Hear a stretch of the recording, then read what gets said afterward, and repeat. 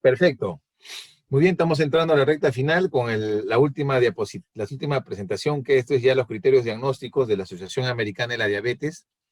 En realidad, esta institución desde el año 89 viene actualizando todos los diagnósticos y es en el mes de enero de todos los años que se actualiza.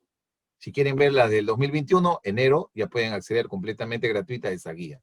En este caso, en mi libro, yo lo he incluido en el capítulo 3, criterios diagnósticos, y bueno, hablo ampliamente de este tema. Básicamente, clasificación. Entonces, ¿cuáles son los nuevos criterios para diagnosticar la prediabetes y diabetes, tanto en niños, adultos como en gestantes? Muy bien, como hemos visto, esta enfermedad lamentablemente puede no presentar síntomas. Si la gente está saludable, cree que está bien, sin embargo, por dentro ya está generándose un problema. Por eso es importante diagnosticarse oportunamente, monitorizarse y ver cómo estamos en esta enfermedad. Esta enfermedad podemos diagnosticarla precozmente. Por eso es importante que se hagan. Y como hemos visto, está directamente relacionado a la edad. A más edad, más probabilidad de ser diabético. Por eso es una buena práctica hacerse su glucosa. ¿A partir de cuándo y cada qué tiempo? Vamos a verlo más adelante. En general, como dije, esta guía se actualiza todos los años. A partir de hace muchos años se actualiza. Acá los expertos reúnen la mayor información, la evidencia, en base a revisiones sistemáticas, metaanálisis, ensayos clínicos controlados, información de medicina basada en evidencias y hacen actualizaciones, ¿no? El objetivo es tratar mejor a los pacientes diabéticos. Ese es el objetivo principal. Y también modifican los diagnósticos. En resumen, por ejemplo, en el 2020 hay los siguientes cambios, los más destacados, ¿no? Hay un debate ya de la diabetes autoinmune progresiva, por ejemplo, lenta con un inicio en adultos y debería denominarse diabetes autoinmune latente en adultos. Ya esto se está discutiendo.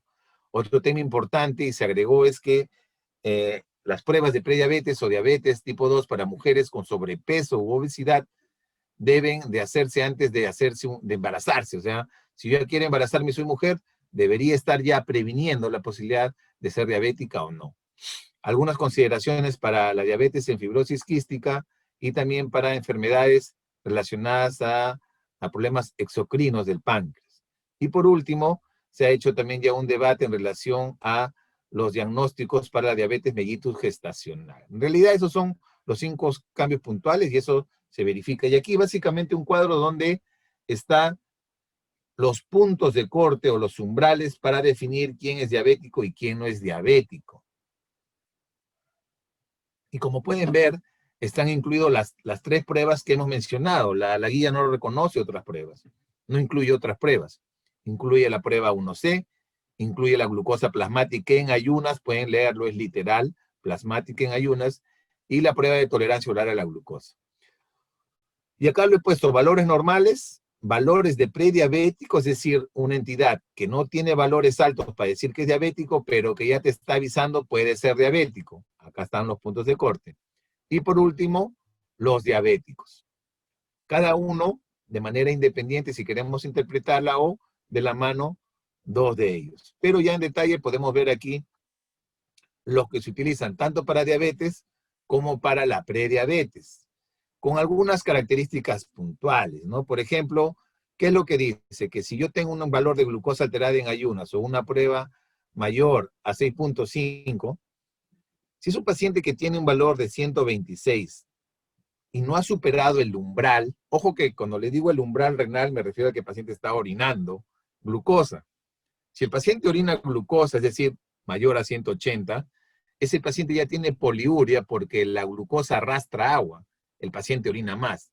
Si tiene poliuria, tiene polirixia. Como bota mucha orina por abajo, necesita mucha agua por arriba. Poliripsia, poliuria. Como está perdiendo tanta glucosa, el organismo le dice al cerebro, oye, está perdiendo glucosa, come, aliméntate. Polifagia, come más.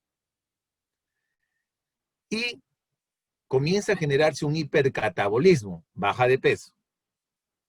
Por lo tanto, la polifagia, la polidixia, la poliuria y la pérdida de peso son signos y síntomas indiscutibles de que el paciente está perdiendo glucosa por la orina.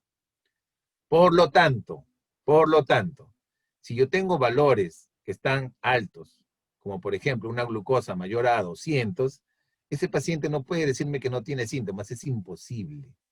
Es imposible. Ese paciente tiene síntomas. Quizás no le estamos preguntando adecuadamente o no ha entrado de repente una confianza con el médico, pero esa es la realidad.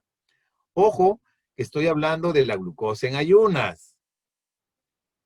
Hay que entender eso, porque si hablamos la glucosa de las 2 horas, cuando hacemos una prueba de tolerancia, no estamos viendo la concentración de glucosa en sangre hepática, sino cómo ésta se metaboliza en el músculo. Es decir, un paciente que tiene una prueba de tolerancia por encima de 200 es porque su músculo no ha absorbido la glucosa. No significa que en ese momento el paciente está teniendo excreción urinaria de glucosa. Quiero que entiendan eso para que interpreten bien los test. Pues en líneas generales, un paciente que está por encima de 126 y no tiene todavía excreción renal de glucosa, o tiene una prueba de prueba 1C mayor a 6.5, la guía dice que yo necesito 2 resultados patológicos para diagnosticar diabetes. Es decir, si tengo un paciente que tiene una glucosa plasmática por encima de 126 y de repente le hago una prueba de tolerancia, porque una prueba de prueba 1C, porque en el laboratorio se puede hacer, porque el sistema de sanitario puede asumirlo, a pesar que yo no lo recomendaría, simplemente ese paciente tiene diabetes. Si el paciente está prediabético, es decir, si tiene una glucosa entre 100 a 125, o de repente tiene una prueba 1C entre 5.7 y 6.4, prediabético, inmediatamente le recomendaría una prueba de tolerancia, como manera opcional, para ver cómo se comporta. Y si esta prueba de tolerancia me sale por encima de 200, ¿qué dice la guía? Igual tienes que repetir 2 valores y tiene que ser el resultado que te salió patológico. Yo puedo repetirle a este paciente otra prueba de tolerancia. Es complejo, pero puedo repetirlo. Sería lo ideal. Aunque, dependiendo del sistema de salud o de cómo los médicos quieran manejar esos casos, pudieran diagnosticarlo ya simplemente con una prueba de tolerancia que demuestre un valor por encima de 200, porque ya nos está diciendo que sus músculos lamentablemente no lo absorben. Entonces, en ausencia, dice bien claro, en ausencia de hiperglicemia inequívoca, ¿cuál es la hiperglicemia inequívoca? Comer mucho, tomar mucha agua, estar orinando a cada rato y perder de peso o crisis hiperglicémica, ese paciente debe de confirmarse mediante pruebas repetidas. En este caso, la prueba que sale patológica. Esta parte, de repente, si tienen alguna duda, lo podemos aclarar al final. Y de la misma forma que usamos estas pruebas para diagnosticar diabetes, también podemos usar los mismos para diagnosticar prediabetes. Y están aquí, obviamente, sus valores, que son los mismos que están allá. Es lógico entender que si este valor de prediabetes, por ejemplo, el 5.7 se va incrementando a 5.6, se va incrementando a 6, se va incrementando a 6.1, el riesgo se incrementa para el rango superior. En algún momento puede llegar a valores de diabético. Entonces la guía recomienda cosas puntuales en base a la medicina basada en evidencia, que son desde la A hasta la D, ya eso pueden verlo en detalle en la guía, o de repente alguien tiene una duda, puede ampliársela. Va haciendo algunas recomendaciones año tras año para cada prueba. En el caso de la prueba 1C, hace estas 4 recomendaciones. Como hemos visto, es importante que las pruebas tengan trazabilidad a esta institución, al NGCP. También menciona que la discordancia que puede haber entre esta prueba y la glucosa haría pensar la posibilidad de una interferencia. Como hemos dicho, entidades que tengan un alto recambio de glóbulo rojo o de repente que el paciente tenga alguna interferencia, por ejemplo, una hemoglobinopatía. Si existen condiciones clínicas de recambio, solo usar glucosa para definir diagnóstico. No uso la prueba 1C. Y dice, las pruebas A1C, plasmática en ayunas o a las 2 horas, se pueden usar para diagnosticar prediabetes y diabetes, inclusive en niños y adolescentes. Esto era un tema debatible hace muchos años y se ha ido discutiendo, pero ya en el 2020, digamos que la Asociación Americana de Diabetes ha liberado esta opción para que pueda ser considerada en niños. Pues es un tema que se irá viendo en el tiempo. En relación a la diabetes y diabetes, hace otras recomendaciones. Dice que la detección de la prediabetes y diabetes en adultos asintomáticos con una evaluación informal de factores de riesgo o herramientas validadas debe considerarse. Es decir, un paciente asintomático que tenga de repente valores de riesgo, siempre hay que evaluarlo. Hay herramientas para hacerlo, obviamente, y eso va a depender de lo que utilicemos. Ya vamos a ver de repente eso más adelante. Todas las personas mayores de 45 años deben hacerse una glucosa plasmática al año como mínimo. Y si salen normal, debe repetírsela cada 3 años. Eso le recomienda la guía. Pero puedo hacérmelo menos de 45 años, por supuesto. ¿Quiénes? Aquellos que tienen factores de riesgo. ¿Quiénes tienen factores de riesgo? Los que tienen obesidad, los que tienen antecedentes de problemas como, por ejemplo, hipertrigliceridemia mayor a 250, colesterol bueno por debajo de 35, síndrome de ovario poliquístico, familiares de primer grado, temas étnicos, en fin. Hay varios factores de riesgo que pueden estar asociados a este riesgo de ser diabético. Por lo tanto, hay que tenerlo presente, ¿no? Por ejemplo, en el caso de asintomáticos obesos, en cualquier edad, independientemente puede hacerse, pero también puede haber otros factores. Igual como mencionamos, las mujeres que quieren tener un hijo y que tengan sobrepeso o obesidad, deberían hacerse de preferencia un test antes de embarazarse. Si las pruebas son normales, es razonable repetirla, como dije, en intervalos de 3 años, ¿no? Es importante identificar precozmente a los pacientes, más aún si hay riesgos de enfermedades cardiovasculares, ¿no? Y en el caso de pacientes púberes, más aún si tienen sobrepeso o obesidad, hay que tener presente su tamizaje. En realidad, en niños o en adolescentes, hay que tener presente antecedentes de la madre que haya tenido diabetes mellito gestacional, ¿no? Es un tema que hay que tenerlo presente. Factores étnicos también, o que el niño pueda tener signos indirectos de resistencia a la insulina o otras afecciones relacionadas, como por ejemplo acantosis nigricans, hipertensión, dislipidemia, síndrome de ovario poliquístico, pequeño al nacer, etcétera, etcétera, ¿no? Esto debería de hacerse antes de los 10 años inclusive, más aún si hay factores de riesgo asociados. Entonces, como hemos visto, la prediabetes no debe verse como una entidad clínica, pero es un importante factor de riesgo para desarrollar enfermedades cardiovasculares o diabetes mellitus. Por eso es que insisto que la prevención oportuna, la implementación de programas de prevención de diabetes en esta población es sustancial, ¿no? La prediabetes se asocia con obesidad, con dislipidemias o con hipertensión. Hay que tener presentes los valores en esos casos. Aquí les dejo un enlace para que ustedes puedan ver si tienen riesgo de tener diabetes. Acá entran ustedes, lo ponen en español y comienzan a hacer su test y van evaluándolo. Pueden hacerlo para ustedes o de repente para un familiar, solamente necesitan algunos datos puntuales. Igual hay que entender que la mayoría de pacientes diabéticos que se los diagnostica, quizás no van a llegar a necesitar la insulina en algún momento. ¿Quiénes llegan a necesitar insulina? Aquellos que lamentablemente agotan sus reservas pancreáticas, es decir, tienen un mal control. O son pacientes que metabólicamente, lamentablemente, expresan una tal resistencia que llegan a usar la insulina. Inclusive el tratamiento inicial es monoterapia, politerapia, y al final puede llegar al uso de insulina, pero digamos eso en una etapa mucho más avanzada de la enfermedad. Hay que tenerlo presente. Por eso es que, por ejemplo, es importante entender que la relación entre insulina, uso de insulina y hipoglicemia es alta. De ahí vamos a comenzar a entender que el uso, por ejemplo, de glucómetros, de estos aparatitos para medir la glucosa, no debe dársela a los pacientes que tienen tratamiento bioral y que tienen un buen control metabólico. No es necesario. Sin embargo, inmediatamente diagnostican un diabético, ya me compro mi juguetito y comienzan a controlarse de manera ansiosa su glucosa cuando no es necesario. Ojo, hay que tener presente ese detalle. En adultos sin factores de riesgo tradicionales, sin factores de riesgo, pacientes delgados, que no tienen antecedentes familiares, etcétera, jóvenes, siempre hay que considerar la posibilidad de autoanticuerpos relacionados al PAN. Y por ejemplo, acá recomienda la guía que se hagan este examen en el caso de que uno quiera excluir una diabetes de tipo 1, es decir, por una deficiencia auténtica, genuina de insulina en el páncreas. Aquí les dejo algunos enlaces si quieren ahondar un poco más en las complicaciones microvasculares, enfermedades cardiovasculares y cómo prevenir o retrasar esta enfermedad.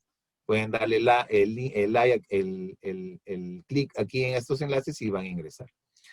En relación a la diabetes mellitus gestacional, es un tema muy interesante y una vez me afirmo que debe de hacerse de manera obligatoria. Sin embargo, cuando recién viene la primera visita de control prenatal, hay que ver si esa paciente es o no es diabética, porque ojo, ya la paciente puede serlo, y simplemente se le aplican los criterios tradicionales. Sin embargo, cuando ya está entre 24 y 28, debemos establecer el diagnóstico para la gestante. Y para eso el laboratorio tiene que ponerse de acuerdo con los ginecobstetras del sistema de salud en el cual trabajan o del hospital para definir qué estrategia van a implementar para el diagnóstico de la diabetes mellitus gestacional, que puede ser en un paso o en 2 pasos. Ya vamos a ver eso más adelante. Es importante entender también que aquellas mujeres que hayan tenido diabetes mellitus gestacional, dice que entre las 4 a 12 semanas postparto deben estar siendo evaluadas por una prueba de tolerancia oral para ver cómo sigue ese metabolismo de la glucosa, ¿no? Inclusive las mujeres que ya han tenido la diabetes mellitus, debo de informar que deben hacerse exámenes de por vida cada 3 años. Eso ya es obligatorio. En otras palabras, un bebé que haya salido de repente macrosómico y no se hizo los exámenes previos, hay que descartar que pudo haber tenido la mamá diabetes mellitus y hay que decirle, por último, que la posibilidad de que tenga diabetes en un futuro es alta, y hay que hacerse los controles. Entonces, establecer el diagnóstico hay 2 maneras. Una en un solo paso o lo que llama la guía en 2 pasos.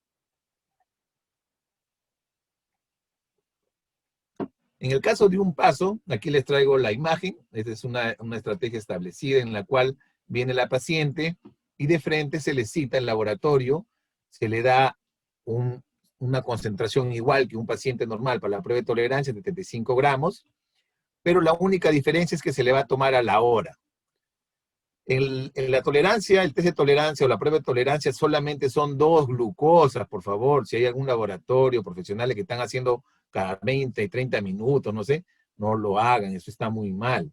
La guía solamente difiere que debe hacerse 2 glucosas para la prueba de tolerancia. La única excepción es en la gestante, donde podemos tomarle a la hora, si usamos 75 gramos de glucosa anhidra, ¿ya? Y acá están los valores de referencia. En este caso, la guía recomienda que un solo valor patológico ya es considerado diabetes. Diabetes mellitus gestacional. En otras palabras, si viene una gestante y entre 24 y 28 su glucosa en ayunas está superior a 92, es diabetes mellitus gestacional. Final, no le voy a dar nada. Si está menos y de manera obligatoria, como dije, tengo que hacerle, porque tengo que hacerle, para evitar que el bebé no tenga en un futuro problemas por este tema, estos son los puntos de corte y un solo valor patológico me demuestra el diagnóstico de diabetes mellitus. Y la estrategia de 2 pasos es la que tradicionalmente se pedía hace muchos años. ¿Por qué 2 pasos? Porque hay un paso y hay otro paso. Mientras que esto es de frente, el paciente viene, se le hace la prueba y se acabó, aquí no.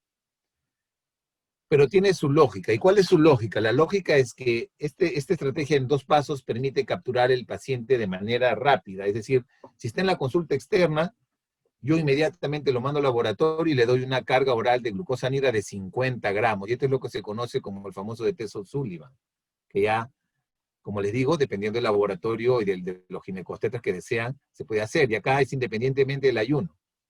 Si el paciente viene y se le da a la gestante, se le da 50 gramos, definitiva tiene que ser en este periodo, y sale un valor por encima de estos puntos de corte, 130, 135, 140, bueno, para fines prácticos, 130, yo la voy a citar a la paciente para que se la haga con 100 gramos de glucosa anhidra. Y eso ya es al día siguiente, porque tiene que ser en ayunas. Si estos resultados salen negativos, es decir, si esa glucosa que le doy y es menos de 130, simplemente el paciente ya no lo someto a otro procedimiento y estaría descartando la posibilidad de que tenga diabetes mellitus gestacional.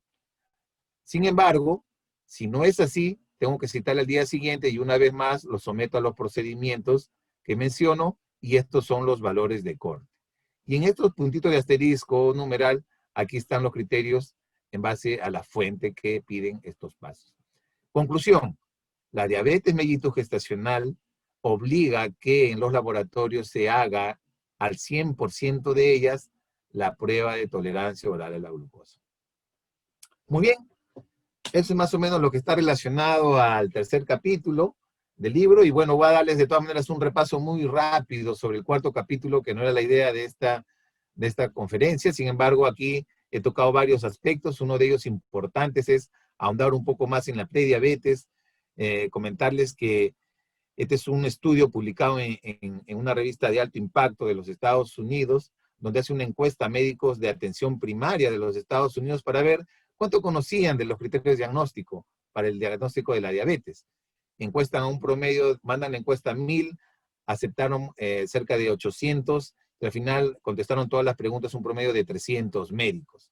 Y miren, de los encuestados, el 42% sabía el rango correcto para los niveles de glucosa plasmática en ayunas. Es decir, 58% no sabía el rango. Y el 31% conocía el intervalo para la prueba 1C. El 31%, es decir, el 69% no lo sabía.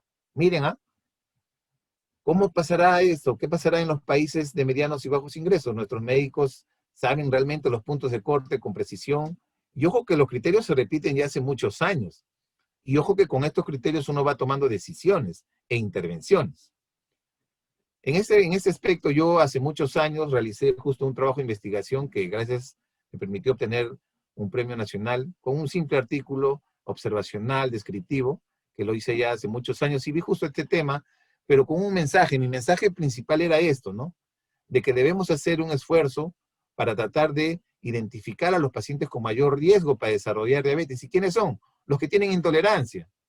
Acá, por ejemplo, hago un estudio de más de 1000 pacientes y a los cuales 1800 pacientes yo les hago una evaluación con la prueba de tolerancia. Y miren, después de hacerle la prueba de tolerancia, encontramos que cerca del 26% tenía intolerancia. Es decir, de 4 pacientes, 1 tenía una intolerancia. Si este paciente con intolerancia o que tenga de repente glucosa alterada en ayunas, que era el 88%, porque ya tiene prediabetes, lo pongo en un programa de prevención, quizá la probabilidad de que tenga diabetes sea nula, si el paciente obviamente implementa todos los cambios sustanciales en sus estilos de vida.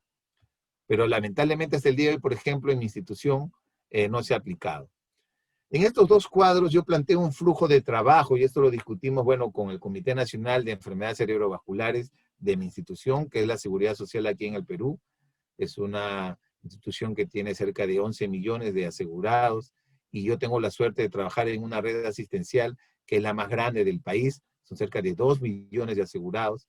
Entonces yo hice una reunión con toda mi red para plantearles este flujo y para que los médicos patólogos en los laboratorios puedan hacer alguna intervención oportuna y capturar rápidamente a estos pacientes, ¿no? Y en base a la prueba de tolerancia. Y acá, por ejemplo, un paciente que viene con una glucosa en ayunas menos de 100, de repente por algún factor, yo le pido y procede la prueba. Un paciente que está entre 100 y 125, que este es el paciente ideal, el paciente perfecto para hacerle la prueba de tolerancia, veo cómo se comporta. Pero un paciente que ya está por encima de 126 puede ser diabético, inclusive si tiene valores hasta 199, que de repente ya está superando el umbral de 180. Entonces en ellos yo simplemente les repito la glucosa al día siguiente, y si sale patológica, ya ese paciente es diabético.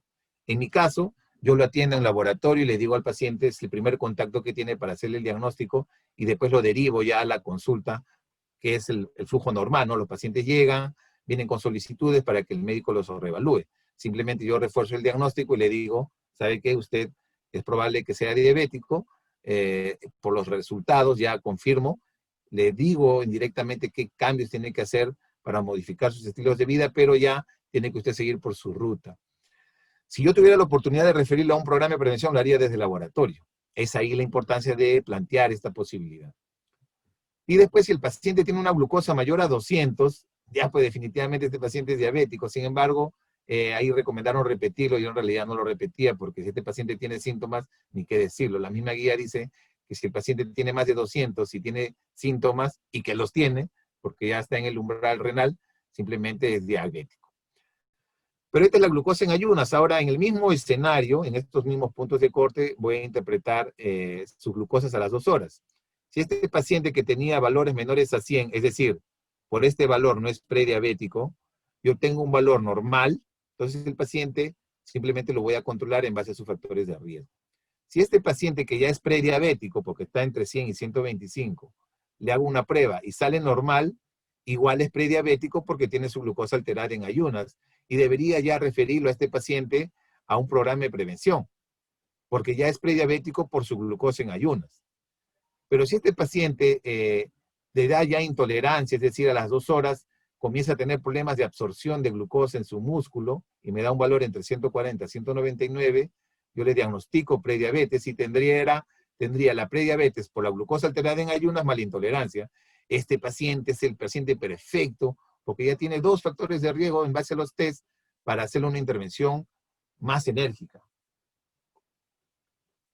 Y si un paciente obviamente sale más de 200, al hacerle la prueba de tolerancia, el médico tendría que evaluar, repetirlo, simplemente toma la decisión para que ya sea diabético. Entonces esta propuesta yo la hago, ustedes vean la posibilidad de que lo implementen en sus establecimientos, se la estoy dando a ustedes con mucho cariño. Por ejemplo, acá vemos un enlace del Programa Nacional de Prevención de Diabetes de los Estados Unidos y todas las intervenciones que ellos hacen en su país. Y así hay otros países que lo han hecho. Aquí en una reunión, el día que me reuní con toda mi red, explicándoles la importancia de implementar estos cambios en sus procesos en los laboratorios clínicos para diagnosticar oportunamente. Lamentablemente vino la epidemia y bueno, cayó. Este es un pedido especial de una participante de este curso. Me dijo que hablar un poco de los glucómetros. Yo básicamente quiero dar el siguiente mensaje. Los glucómetros que se utilizan para diagnóstico, mejor dicho, para ver la glucosa, deben siempre ser corroborados con glucosa de laboratorio central.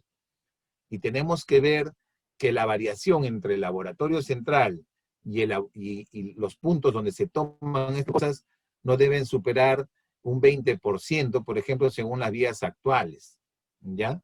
Y eso va a depender mucho de cómo se esté usando adecuadamente este glucómetro. Estos valores han ido cambiando, yo el que le menciono es del año 2015 y bueno, que está en el libro, aquí le menciono cómo desde el año 87 se tratan de establecer algunos criterios. ¿Eso qué significa? Significa que el laboratorio central debe de preocuparse para que los glucómetros que se utilicen para ver la glucosa en la consulta o en la emergencia o en los servicios de neonatología, por ejemplo, deben ser supervisados bajo un esquema de control de calidad. Es decir, debe haber una supervisión por parte del laboratorio central de estas pruebas POC. Ahora, por ejemplo, hay un crecimiento del uso de estas pruebas con la hemoglobina para la prueba 1C, por ejemplo. Sin embargo, yo en lo personal no recomendaría para nada usar los glucómetros para diagnóstico de diabetes. Algunos laboratorios lo utilizan, por ejemplo, para definirlo, los valores de inicio en una prueba de tolerancia. Y eso está muy mal. No debería de hacerse. Hay que organizarse de otra manera para tratar de tener un diagnóstico más real, más aún cuando hay una variación entre estos equipitos y los laboratorios centrales. Y miren, hay diferentes factores, tanto exógenos como exógenos, que pueden alterar los resultados. El consumo de carnes, de leche, de lácteos, edulcorantes, miren, edulcorantes, algunos medicamentos, etcétera, que pueden afectar la interpretación adecuada de estos test. Por eso es importante que haya una supervisión. Otro tema importante que lo menciono en este capítulo es el tema de los nuevos biomarcadores, y yo destaco el de la adiponectina. Hoy en día, como están viendo, el impacto lamentablemente que tiene esta enfermedad en los pacientes, más aún cuando están obesos, es enorme, y ya vamos a ver por qué. Pero la adiponectina es uno que destaco de todos ellos. Ya vamos a conocer un poco más de este test de repente más adelante. Y bueno, el regalo final para todos ustedes. Este es un adelanto de lo que voy a hacer en este mes. Bueno, el próximo sábado tengo una conferencia sobre este tema más detallada. Quizás aquí lo vea un poco más general, pero le dejo algunos mensajes claves. Pero en definitiva, en la quincena de septiembre voy a tener también otra conferencia latinoamericana donde voy a hablar mucho más de este tema que lamentablemente está afectando. Y por ejemplo, les traigo esta imagen. Acá tratan de ver los pacientes que se han hospitalizado por COVID-19 y están relacionados en relación a diferentes condiciones médicas que tienen ellos y las posibilidades de que tengan más posibilidad, digamos, de hospitalizarse. Por ejemplo, los que tienen 3 o más condiciones tienen 5 veces más probabilidades de hospitalizarse. Y la diabetes está acá.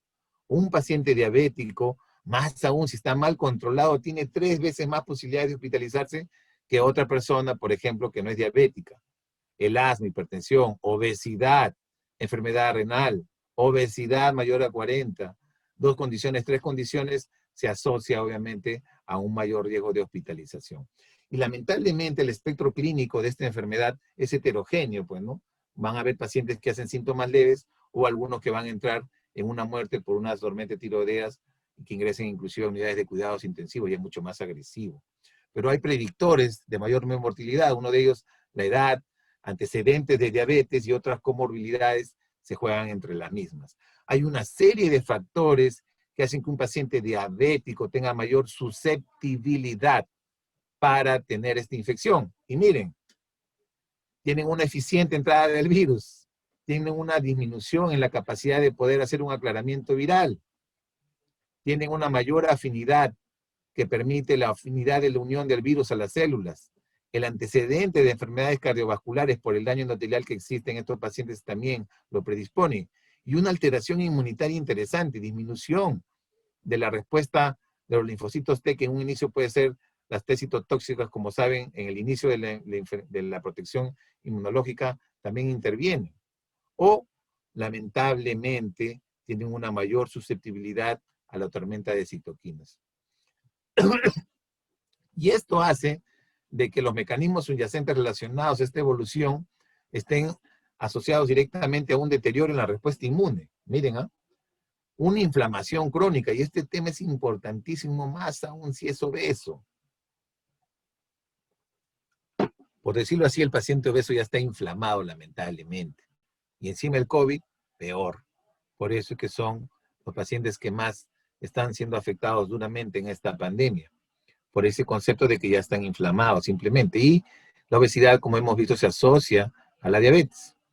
El aumento procoagulativo y otro daño muy interesante que es quizás lo que más se destaca en esta infección es que también los receptores AC2 se expresan en el páncreas y lamentablemente daña el páncreas. Hay estudios que se hicieron con el SARS-1 que dice que este daño puede durar hasta por más de 3 años. Por eso es que inclusive estudios que comienzan a ver la glucosa como un factor de mortalidad al ingreso del paciente, ¿no? Eso es importante, inclusive pacientes que no son diabéticos. Por eso es importante al paciente que ingresa hacerle, aquellos pacientes que ingresan y que tienen glucosas altas, hacerle una prueba 1C para ver cómo estuvo en esos meses previos. Y bueno, las prevalencias varían enormemente de acuerdo a los estudios. Igual pueden ir del 8% hasta el 17%, en fin. La mortalidad definitivamente es más alta en ellos. Gracias a que estoy conectado con varios temas, hace poco tuve una capacitación, esto pueden acceder, los que estén interesados me avisan y les comparto el enlace, de repente si se registran pueden aún dar y tener su certificado de participación. Y acá justo hablaron sobre el manejo de la diabetes en esta época, esto fue hace poco, y bueno, le di un pantallazo a las presentaciones de la doctora Annie Peters, una excelente investigadora relacionada al tema de la diabetes, participa en el ADA, y bueno, acá algunos estudios que ella socializó en este curso breve, por decirlo así. Y aquí, por ejemplo, vieron en los pacientes que vivieron y murieron en 2 hospitales terciarios, digamos, ¿no? de Wuhan, y vieron cómo, por ejemplo, los pacientes con diabetes, el 15% murió de 109 y recuperado 7. Obviamente aquí, por ejemplo, las comorbilidades y la hipertensión, por ejemplo, para este caso, el género masculino y otros se asociaron a la muerte en estos pacientes. De la misma forma, las características clínicas de los fallecidos, la presencia de diabetes casi en un 30% estuvo presente en los mismos, o mucha morbilidad, hipertensión, isquemia, en fin. Los pacientes que, por ejemplo, fueron admitidos con COVID en New York City, este estudio fue publicado por el New England también, se ve que los pacientes que ingresaron, por ejemplo, a ventilación mecánica, diabéticos, fue el 27% comparados con aquellos que no necesitaron ventilación mecánica, un 24%. Y miren, el sexo masculino, lamentablemente, muy por arriba, ¿no? Cada vez hay estudios que van desnudando un poco más ese factor de riesgo o esa asociación. Y otro tema sustancial es esto, ¿no? Miren cómo va de la mano la obesidad o el índice de masa corporal, los valores de glucosa al ingreso con el pronóstico. Ya vamos a ver que los pacientes mal controlados, lamentablemente, tenían mal pronóstico. Igual la obesidad, 43%, y todos ellos necesitan al final ventilación mecánica. Acá por grupo etario, el pronóstico obviamente era diferente. A mayor edad, mayor probabilidad es de tener la adquisición de hospitalizarse. Y acá miren un estudio bien interesante en relación a la ventilación mecánica y el índice de masa corporal, ¿no? El 85%, por ejemplo, de los pacientes que tenían un índice de masa mayor a 35, en un estudio francés, necesitaron el tema de la ventilación. El riesgo de muerte en China relacionado a la prueba 1C, y este es interesantísimo. En este estudio que tuvieron un grupo controlado y otro para ver los dos brazos, aquellos que eran pobremente controlados con valores de hemoglobina glicada mayor a 8,1, pacientes controlados con hemoglobina glicada de 7% y comenzaran a ver sus desenlaces. Y obviamente en los pacientes pobremente controlados, el porcentaje de sobrevida era mayor comparado con aquellos que estaban muy bien controlados. Igual hay otro estudio interesante que trata de ver el promedio de la hemoglobina glicada al ingreso, ¿no? En pacientes con glucosas altas.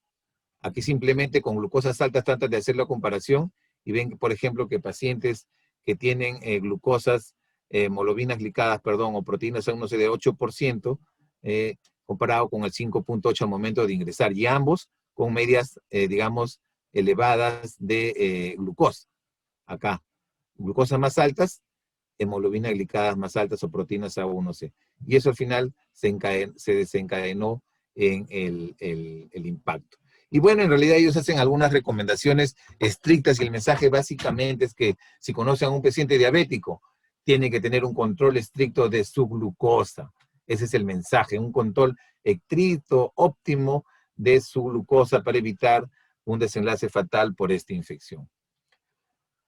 Muy bien, hemos tratado de hacer una revisión bastante extensa de este tema. Yo creo que he tratado de transmitir los mensajes más importantes, los mensajes claves. Yo al final insistiré en que el test ideal para hacer un diagnóstico de la diabetes es la glucosa, por su costo, por su armonización, por la sensibilidad que tiene, esto asociado obviamente a una prueba de tolerancia perfecta, comparación con la prueba la prueba 1C. Y bueno, como les mencioné, los invito al 5 de septiembre. Esta va a ser una transmisión gratuita. Anoten en sus agendas. Voy a hablar sobre la diabetes en el COVID y el rol del laboratorio clínico en esto. Esto va a ser a las 7 de la noche, así que están cordialmente invitados. Y la otra creo es el 15 de septiembre, que va a ser con otra empresa.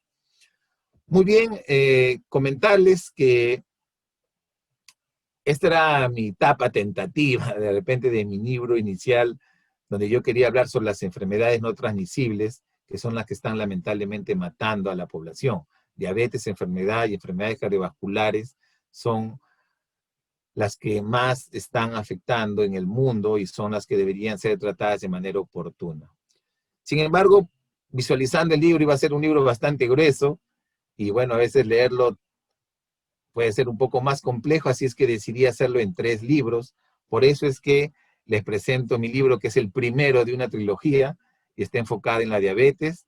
Este libro ustedes ya lo pueden descargar desde Amazon, está a menos de $5, súper accesible, pero también comentarles que en el mes de septiembre ya lo voy a imprimir aquí en el Perú. Actualmente tengo solo un ejemplar que una amiga me lo trajo de los Estados Unidos, porque en Amazon lo pueden imprimir, en Perú no hay Amazon en México, en España.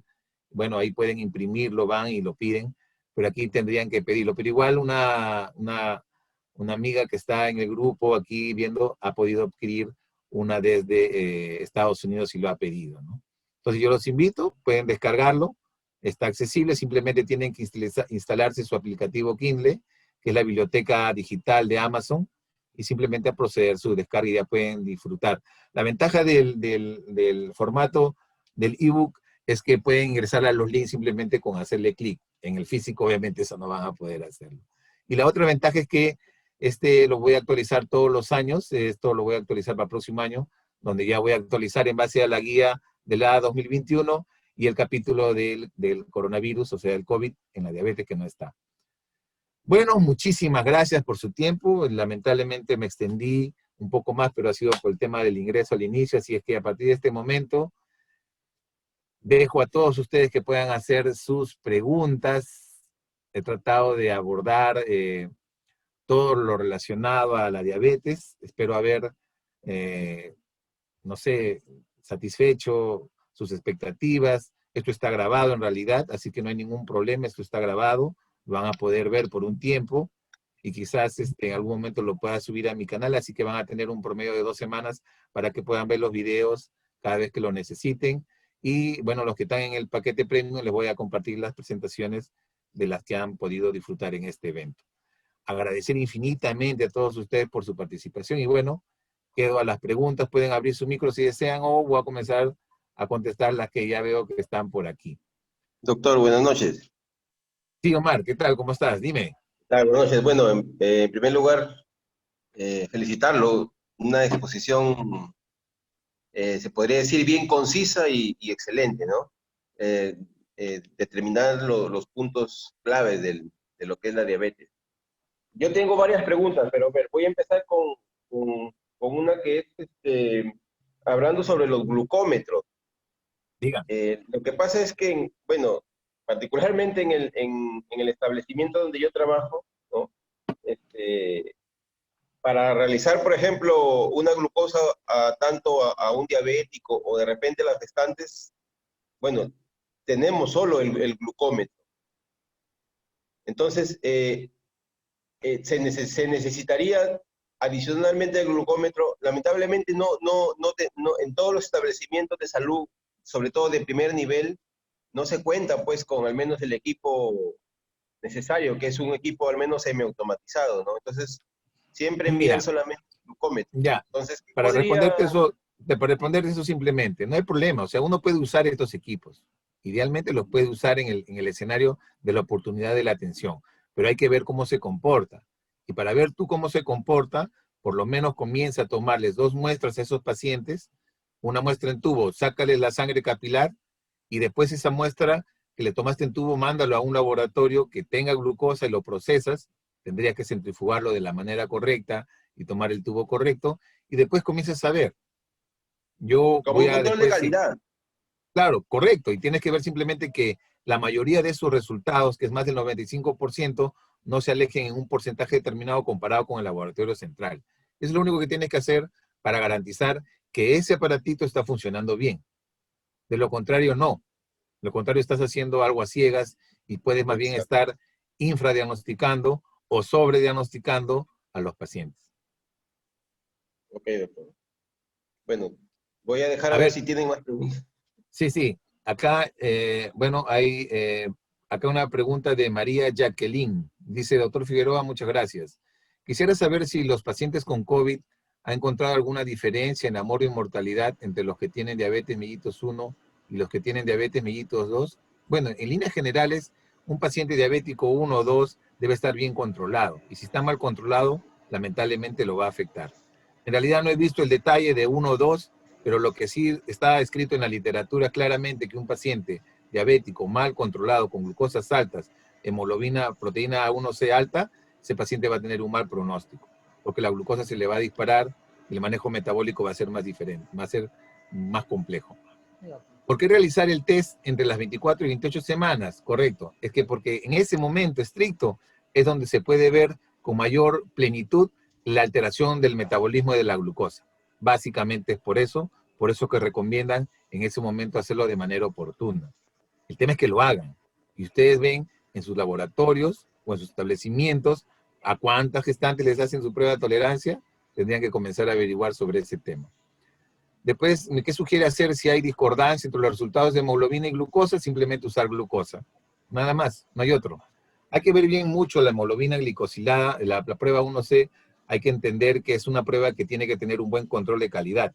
Yo les recomendaría como buena práctica que esa prueba esté bajo un programa de control de calidad externo, que sea trazable al NGSP, y eso lo pueden ver. Inclusive pueden ver si ese método está teniendo buen comportamiento en las encuestas del CAP en los Estados Unidos, y con eso garantizarías que estés usando adecuadamente este test.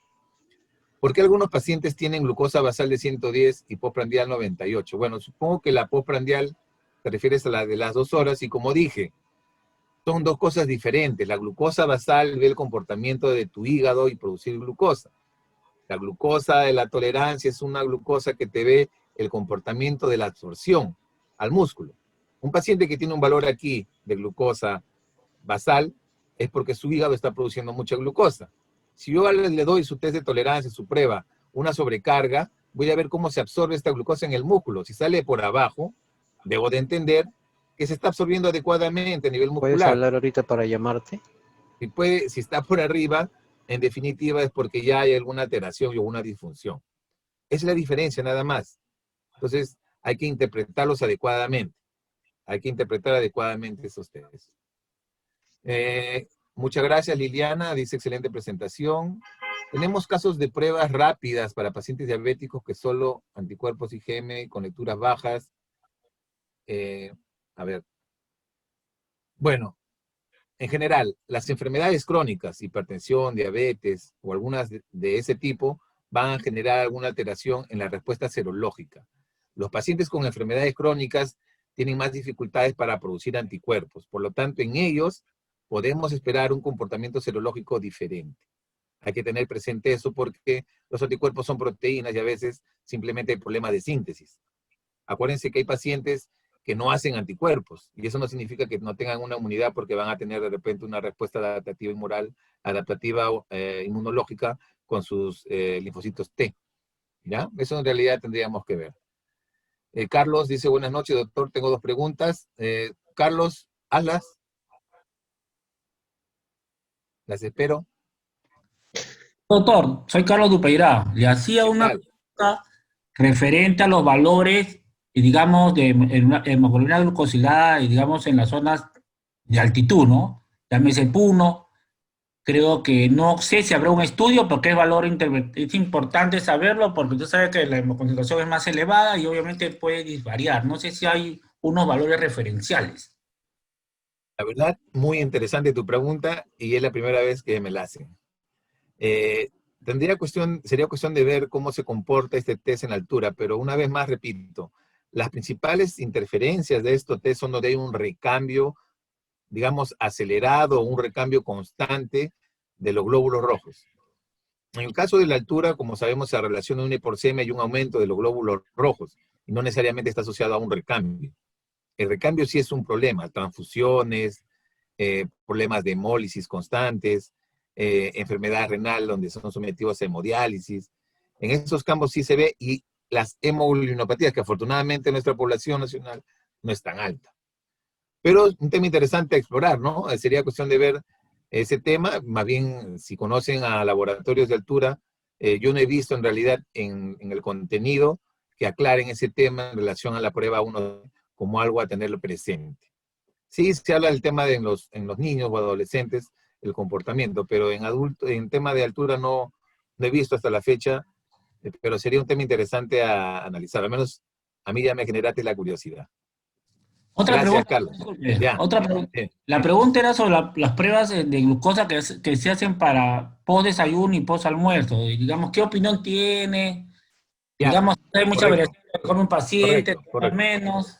Eso me No, nada interesaría. más entiendo. Eso es lo que conocen como glucosa postprandial. En general, eso Ajá, le llaman la exactamente. glucosa postprandial. Y a la glucosa postprandial debe ser algo estrictamente, por decirle, vamos a decirlo de esta manera, estandarizado.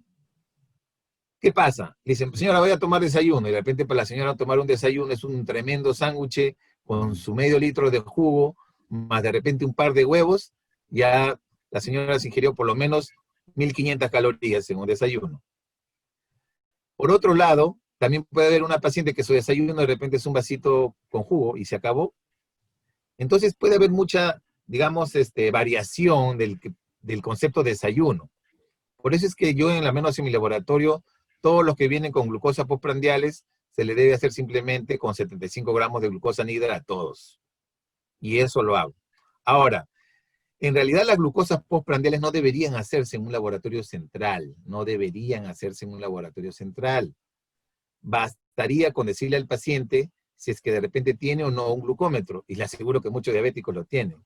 Y lo único que tendría que decirle al paciente es, cada vez que usted almuerce, a las 2 horas hágase un hemoglucotest y anótele en un papelito. Y cuando venga a mi consulta yo voy a ver y voy a dar una opinión. Para mí esa es una información mucho más valiosa. ¿Por qué? Porque lo que queremos es ver si es que este paciente que ya es diabético, está teniendo una buena respuesta postprandial al momento que ingiere sus alimentos. Es decir, cada vez que como, ¿mi glucosa se dispara o no se dispara? Porque acuérdense que esos picos de glucotoxicidad son los que van comenzando a generar daño en el cuerpo. Y eso es lo único que quiere ver el endocrinólogo. Entonces es un tema que hay que estandarizarlo. En primer lugar, reducir al máximo las solicitudes de Postprandiales, de glucosa las postprandiales. postprandiales, o si no, por último, si es frecuente, estandarizarlas usando siempre 75 gramos de glucosa anhidro. Nada más. Muchas gracias, doctor, por su respuesta y gracias por sus cursos, ¿ah? Muy agradecido. Perfecto. Muchas gracias. Lo importante es que aprendamos más. Eso es lo que interesa. Acuérdense que el laboratorio es multidisciplinario y mi objetivo es eso, difundir el conocimiento y actualizado. Actualizado. Gracias. Bueno, Rosy dice, gracias doctor, la consulta es cómo se podría corregir la interpretación de la prueba de tolerancia de acuerdo a la masa muscular. ¿Hay algún estudio? ¿Cómo interpretaríamos? Es un tema sencillo. En realidad, yo he visto, por ejemplo, que muchos pacientes que tienen glucosas en valores prediabéticos, después de hacerle una prueba de tolerancia, salen valores bien bajos, inclusive que podrían ser considerados como hipoglicemia, porque la glucosa disminuye mucho. Pero no es porque el paciente esté mal, ojo, es porque su glucógeno, sus músculos están absorbiendo bien la glucosa. O sea, está bien, ese paciente está perfecto, está muy bien, está absorbiendo la glucosa, no hay resistencia, no hay disfunción, solamente en ese momento hay una alteración de la producción hepática que vendría a ser, digamos, una diabetes precoz o una prediabetes precoz. Y es más aún ese paciente que debemos de evitar de que avance hacia la diabetes. Se dice que un paciente que tiene una glucosa alterada en ayunas tiene 35% de posibilidades de ser diabético. Y si a eso le asociamos una intolerancia a la glucosa por una prueba de tolerancia, ese riesgo se eleva a 70%.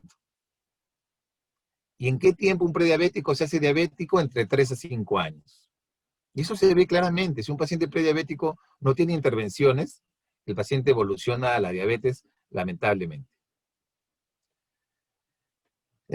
Giancarlo, excelente presentación. Un saludo. Muchas gracias, Giancarlo.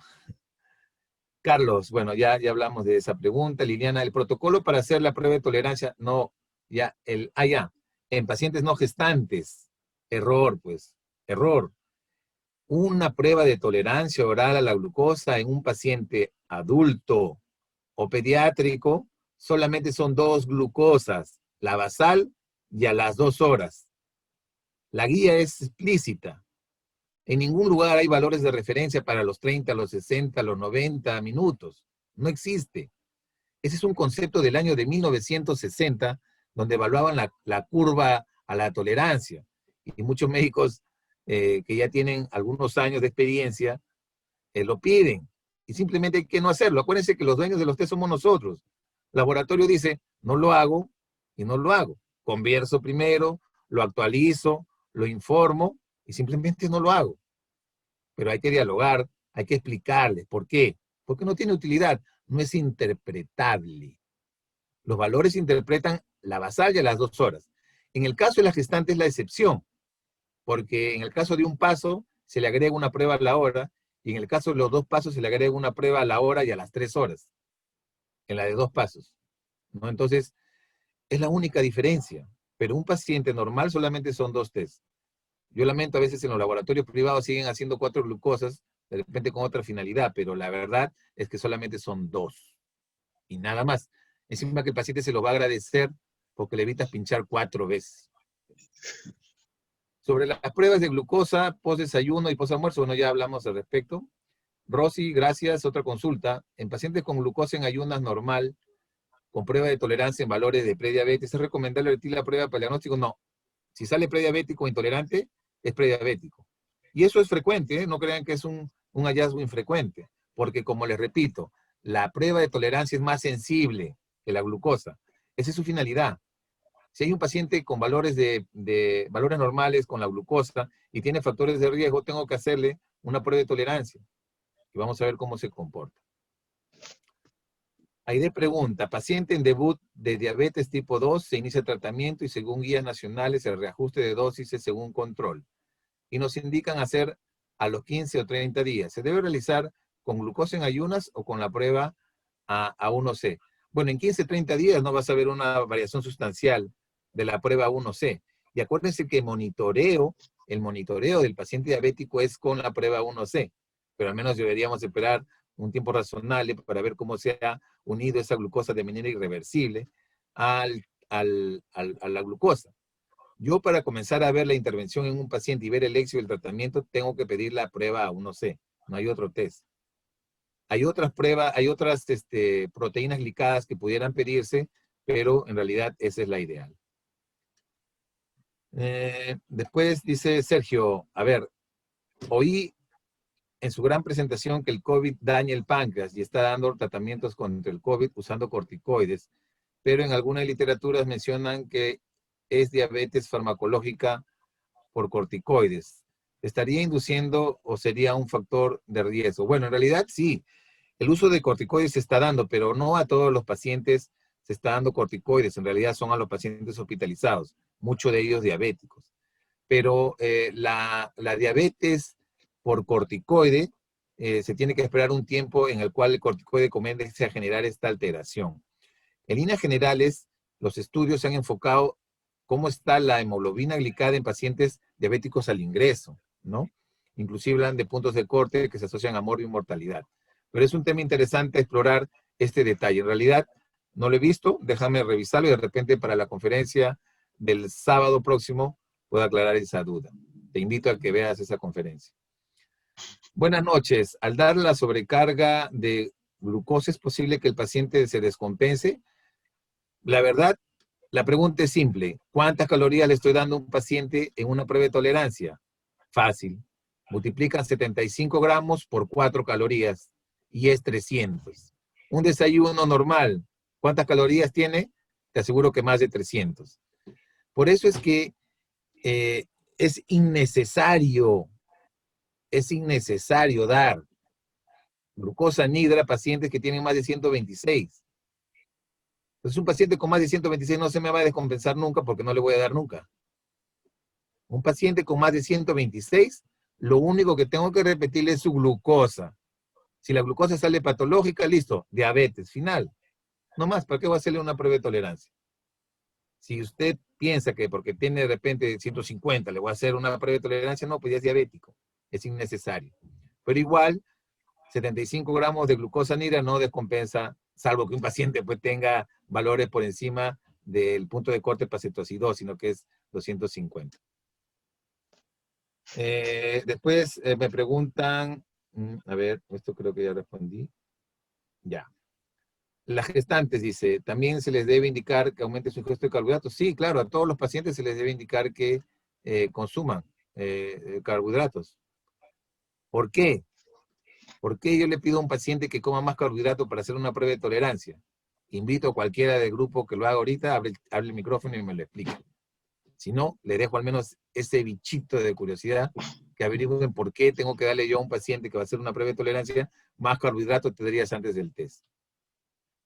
Creo que se me bajó las preguntas, o está bien, estoy contestándolas todas. Si alguien Doctor, desea, puede abrir el grupo y abrir, no hay problema. En el caso doctor, una del COVID, preguntita. a ver, acá solamente está Omar un ratito.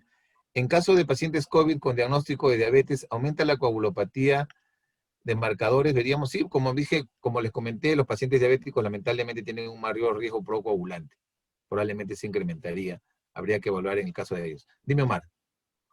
Doctor, en el caso de cuando habló de la glucosa plasmática, ¿no? Que se debe realizar extrayendo la sangre en tubo con anticoagulante, ¿no? Pero en el caso, por ejemplo, de los anticoagulantes tenemos varios tipos y en el caso específico del EDTA, algunas marcas colocan anticoagulante EDTA K2 y K3. En ese caso, ¿hay alguna interferencia en ambos o puede utilizarse cualquiera de los dos? Cualquiera. Lo importante es que lo centrifugues al toque y separes el plasma. Lo puedes procesar al otro día si quieres. Va a haber igual también una afectación. Pero sepáralo y centrifúgalo. Y también, o sea, me causó curiosidad que se puede usar, o sea, también con citrato y con plasma citratado y plasma con el, no recuerdo bien heparina. exactamente. Heparina. Heparina, ¿no? ¿Sí? Ya. Pero todos tenemos el tubo con EDTA, así que es innecesario que hagas en nosotros. Claro. Pero puedes comparar. Yo los invito a que hagan lo siguiente. A sus pacientes tómenle en plasma y en suero y vean la diferencia. Y van a convencerse de ese hallazgo. En caso de pacientes, bueno, ya lo vimos. Una toma de muestra con plasma, ¿cuánto tiempo puede esperar para el proceso? Acuérdense que mientras más tiempo demore, la posibilidad de glucólisis es mayor. Y eso pasa en ambos casos. La idea es que se hace con plasma para que rápidamente se separe en un tiempo de centrifugación adecuado e inmediatamente se procese. Por eso es que la prueba de tolerancia es un test muy interesante para diseñar en un laboratorio y tiene que revisarse los procesos. Un centrifugado oportuno, es importante que el paciente esté, digamos, el personal esté destinado a hacer este test exclusivo, igual el algoritmo que se quiera implementar. Ahí yo les estoy ofreciendo una propuesta, es una propuesta mía, humilde, y pudieran usarlo en sus laboratorios. Es cuestión de que lo puedan hacer. Bueno, no hay más preguntas. Yo en realidad quería agradecer a todos ustedes por su tiempo, por su espacio, de quererse capacitar en este tema tan importante como es la diabetes. Edgar, ¿sí? Doctor, Sí, te escucho. en un paciente que tiene una glucosa normal en sangre, en plasma, menor a 100, y en la orina, con las tiras reactivas, pues, ¿no? Le sale un color intenso. ¿Esto a qué se debe? ¿Hay alguna interferencia con otros carbohidratos o es, digamos, o es parte de la tira? Esa es mi Claro, pregunta. ahí definitivamente un paciente que tiene valores normales de glucosa nunca va a botar glucosa por la orina. Hay que pensar en que son falsos positivos, ¿no? Pueden ser temas dietéticos, pueden ser el ácido ascórbico, en fin, hay muchos interferentes. Hay que leer bien el inserto, hay que ver qué interferentes pueden estar causando eso. Hay que ver bien también el lote de esa tira reactiva. Pero es evidente que un paciente que tiene glucosa normal, la probabilidad que esté superando el umbral de excreción es imposible. Pero igual nada está dicho en las enfermedades, ¿no? Pero yo dudo, yo creería más en la glucosa que en la orina. Debe ser falsos positivos, definitivamente.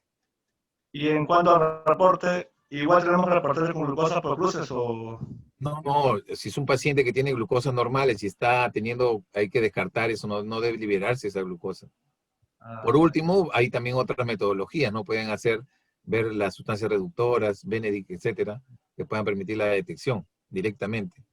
Así como se utilizaba el ácido sulfosalicílico para ver la presencia de proteínas, de manera indirecta para ver el cambio del color en la orina. O sea, pero es poco probable que un paciente que tiene una glucosa basal normal supere el umbral y pueda permitir la detección de glucosa en orina.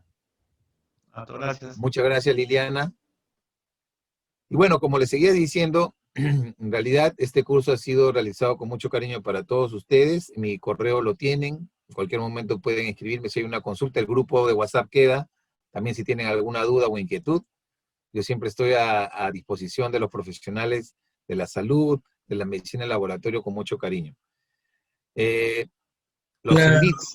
Una última pregunta, disculpa. Héctor, mira, si tengo una gestante en el primer trimestre, 8 semanas, 32 años, un antecedente de un feto macrosómico y con una glucosa de 96.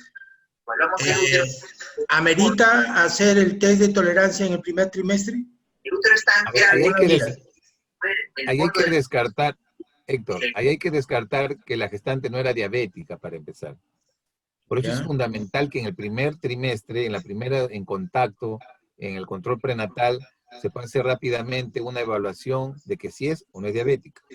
Si tiene un antecedente de prediabético, de macrosómico, las posibilidades de que la paciente ya sea diabética, lo que sea. Debieron hacerse a las después del parto su test de tolerancia, no en esa paciente. Correcto, es correcto. Y entonces es probable, al final estamos viendo probabilidades. Sin embargo, siendo en una edad gestacional que todavía no se expresa, digamos, la alteración en sí de la glucosa, hay que esperar entre las 24 y 28. Y ahí, si el valor se mantiene en 96, estaríamos ya diagnosticando, no someterlo al test porque es innecesario. Acuérdate que un valor patológico es suficiente para definir que es diabetes mellitus gestacional. Si supera el 92, es una diabética mellitus. Entonces, hay que hacer una intervención. Acuérdense que en gestantes el tratamiento ideal es insulina. En fin, ya eso lo ve el médico ginecólogo. Pero el mensaje es, hagan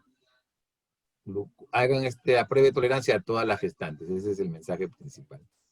Muy bien, gracias. Muy bien, Héctor. Como les decía, para mí ha sido un honor estar el día de hoy con todos ustedes.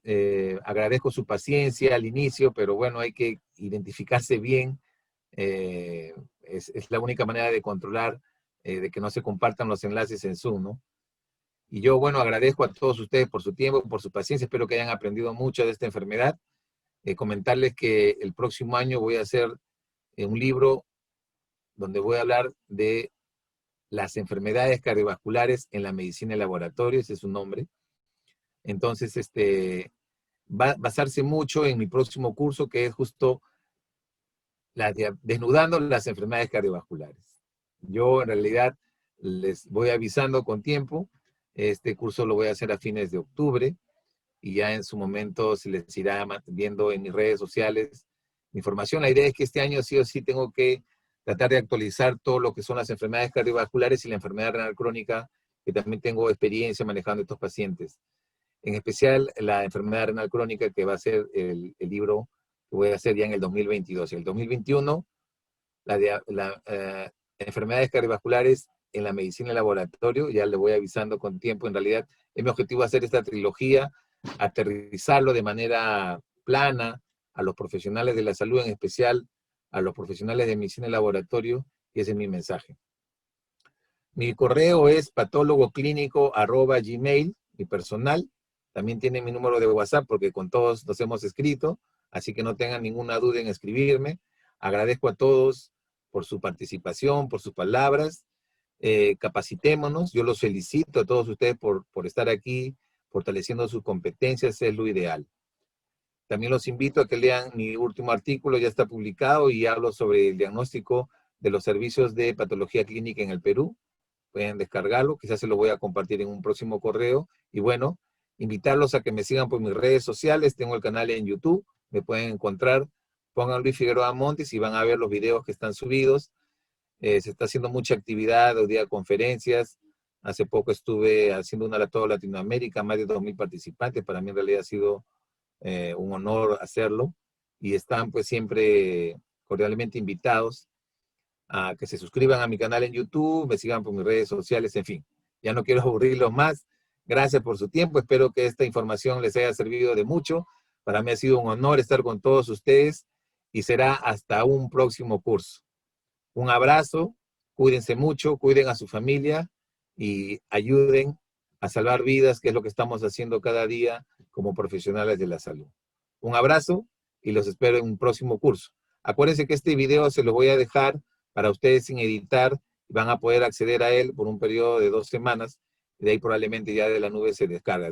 Se pueden descargarlo, descárguenlo, luego después de repente lo voy a compartir en mis redes sociales para que también alguien más pueda acceder a tener información valiosa y conozcan más sobre esta enfermedad. Pero la exclusividad la tienen ustedes y las presentaciones también. Un abrazo para todos ustedes y muchas gracias a toda la comunidad de medicina y laboratorio. Y un agradecimiento especial a mi área de marketing, a Monja Proyectos, a cargo de Joao Mojarás. La verdad que se ha lucido con esta campaña agresiva de marketing. Disculpen si les han bombardeado de correos. En fin, son parte de las estrategias del marketing de contenidos. Yo agradezco por su paciencia, su tiempo. Y bueno, un abrazo para todos ustedes. Gracias a Joao también por el apoyo con el marketing. Y bueno, hasta un próximo curso. Nos vemos. Chao. Gracias a todos.